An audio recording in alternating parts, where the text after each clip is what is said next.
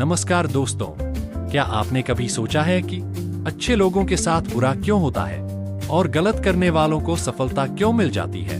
अगर आपके मन में भी ये सवाल आते हैं, तो आज की यह कहानी आपके सोचने का नजरिया बदल देगी। आज हम आपको सुनाने जा रहे हैं एक ऐसी पावन कथा जो बताती है कि कर्म बड़ा होता है या भाग्य। एक बार देवर्षि नारद जी वैकुंठ धाम गए। वहां उन्होंने भगवान विष्णु का नमन किया। नारद ने श्रीहरि से कहा, प्रभु, पृथ्वी पर अब आपका प्रभाव कम हो रहा है।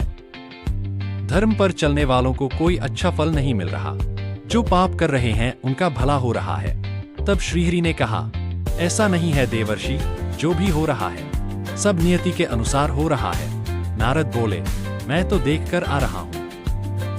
पापियों को अच्छा फल मिल रहा है और भला करने वाले, धर्म के रास्ते पर चलने वाले लोगों को बुरा फल मिल रहा है। भगवान ने कहा, कोई ऐसी घटना बताओ।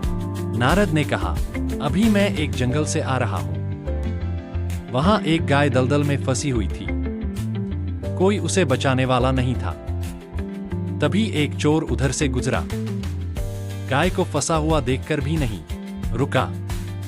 वह उस पर पैर रखकर दलदल लांघकर निकल गया। आगे जाकर चोर को सोने की मोहरों से भरी एक थैली मिली। थोड़ी देर बाद वहां से एक वृद्ध साधु गुजरा। उसने उस गाय को बचाने की पूरी कोशिश की। पूरे शरीर का जोर लगाकर उस गाय को बचा लिया। लेकिन मैंने देखा कि गाय को दलदल से निकालने के बाद वह साधु आगे गया तो एक गड्ढे में गिर गया। प्रभु, बताइए यह कौन सा न्याय है? नारद जी की बात सुनने के बाद प्रभु बोले, यह सही ही हुआ। जो चोर गाय पर पैर रखकर भाग गया था, उसकी किस्मत में तो एक खजाना था, लेकिन उसके उस पाप के कारण उसे केवल कुछ मोहरें ही मिली। वहीं उस साधु को गड्ढे में इसलिए गिरना पड़ा क्योंकि उसके भाग्य में मृत्यु लिखी थी।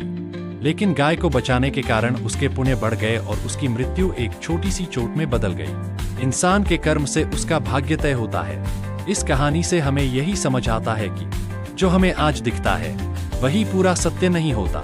कई बार बुरा दिखने वाला परिणाम भी हमें किसी बड़े संकट से बचा रहा होता है। इसलिए कभी भी अपने अच्छे कर्म छोड़ना मत।